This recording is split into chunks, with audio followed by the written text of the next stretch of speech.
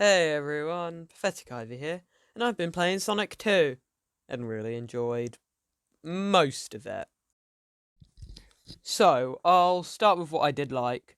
Sonic 2 has some of the best levels in the game franchise that are highly replayable and uses momentum to its absolute best. The levels start out really tricky, but after a few playthroughs, I was able to beat them with minimal deaths. The level design is really good because there are certain sections where you will go fast. I mean, really fast. Sometimes to the point that our favourite blue rat will fly off the screen. The levels seem to almost have a pattern. You do some tricky platforming and use a bit of momentum, and then there's a section with boost pads that you can go really fast as a reward for the hard platforming. But you see, only some levels are good. Like, there is this infamous bit in Chemical Plant with the moving blocks, and it's really hard for the second zone.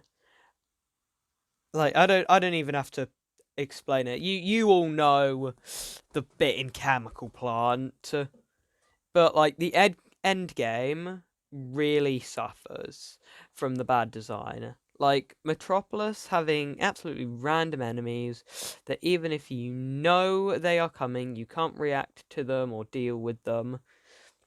Thank God I was playing Sonic Origins because otherwise it would have been a nightmare. Also, the final boss is really unfair.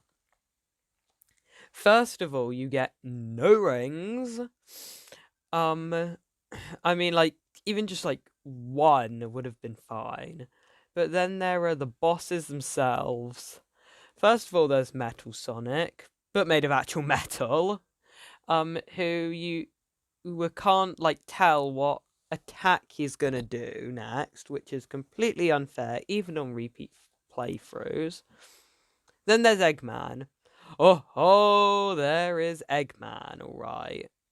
He gets in this giant mecha suit, and you still have no rings. There is no consistent way to attack him, and even if you can attack him, he takes so many hits that the sun could explode, and he'd still have one or two more hits before he died.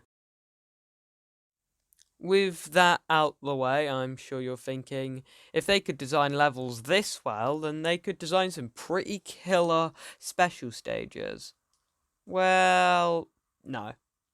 I absolutely loved the special stages in the other games, but these ones were way too slippery to control as you had to collect rings in this like half pipe.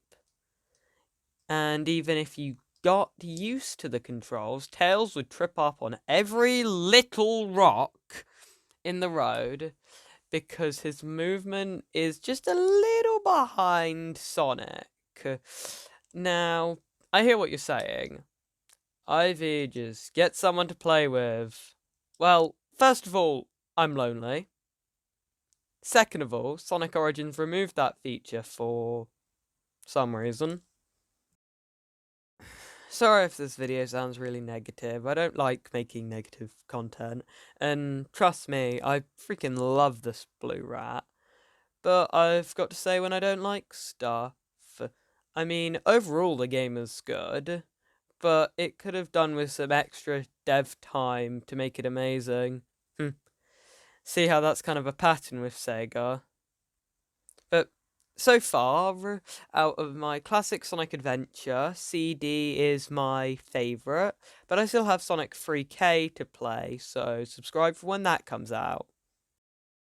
Now, so that I don't sound all that negative, I will end with something I really liked about Sonic 2. That thing being, Sonic's eyes are still black.